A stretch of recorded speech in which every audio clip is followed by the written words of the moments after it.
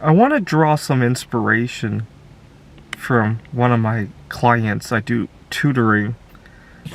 Now, one of my clients is very quick to. He's 16 years old. He's always jumping to conclusions, and I have to be careful how I give him instruction. Please listen to all the instructions before you start doing something.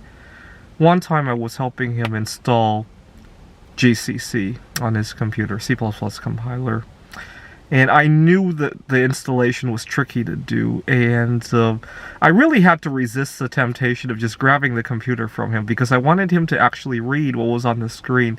But even that he found very challenging, and needless to say, he had a hard time with it, and I had to get him to slow down quite a few times. Now, it's one thing when he's working on his homework, right? Pencils have erasers on them, computers have delete buttons, undo buttons. The human body doesn't, right? If you eat something before you think about it, if you have sex with somebody before you stop and think about it, if you have unhealthy habits before you stop and think about it, some of that stuff might not be undoable, right?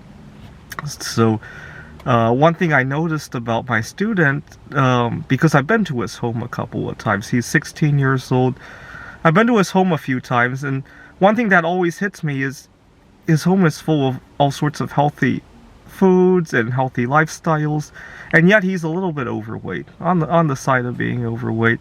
And then I have other students who often come with McDonald's and all sorts of other junk food, and they're not nearly as overweight as he is. Why?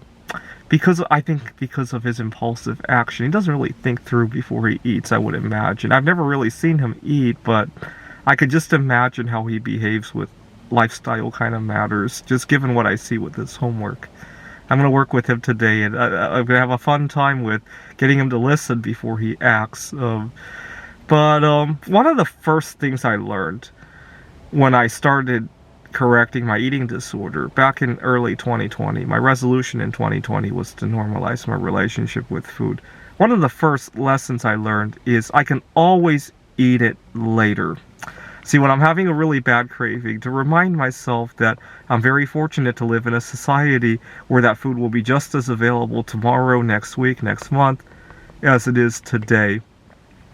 Now, one thing I'm really hesitating on is, I'll let you think about where this logic might not work too well. Well, one day I hope to be able to travel again. I have the Computer Olympiad conference, which I'm doing remotely right now, but I really do want to meet up with some of these people again. And it's kind of weird, but I'm Facebook friends with a celebrity, and lately she's been talking to me much more so than her other celebrity friends, and I do want to see her at some point.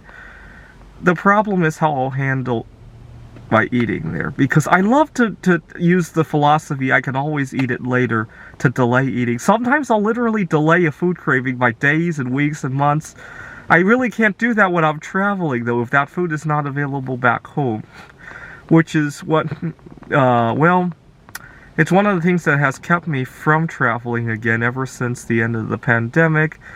Right now it's kind of popular to not travel anyway because of how high airline prices are. There's still a lot of issues with flying, right? A lot of people are getting into air rage situations. There's strikes going on with the flight attendants, and I'm kind of just using that as my excuse to not fly. But eventually I'm gonna have to travel, especially, and my mom pointed this out when I was a kid and I had a big fear of flying. One day I'm going to have to attend my grandparents' funerals, unfortunately. I still have 2 grandparents who are alive. I got an extended family member who's still alive, obviously.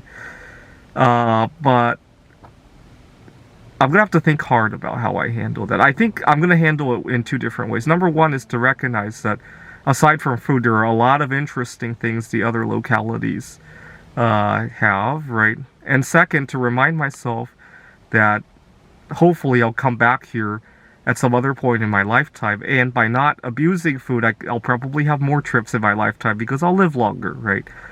And I don't know. I haven't really given it much thought, and every time somebody mentions traveling, I keep thinking back that my eating's going to be out of control because I've been using this strategy so much.